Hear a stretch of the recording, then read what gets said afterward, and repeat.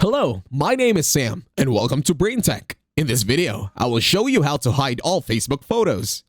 To start, open your Facebook application in your mobile device. Once you are now in your profile, tap on Menu on the bottom right. Now tap on the gear icon on the upper right to open Settings and Privacy. In here, tap on your profile for Profile Settings. In here, head on over and click on Privacy. Then scroll down. Over at Privacy, you can now see Profile and Tagging. Tap on Profile and Tagging.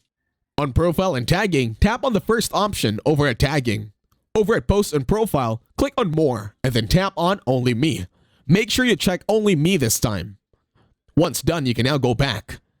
And then in here, click on the second option over at Tagging. In here, switch your tagging options to Only Me. Over at Review Tags on your posts, make sure you turn this on as well. And that's it. Thank you very much for watching. Please leave a like, share, and subscribe to the channel.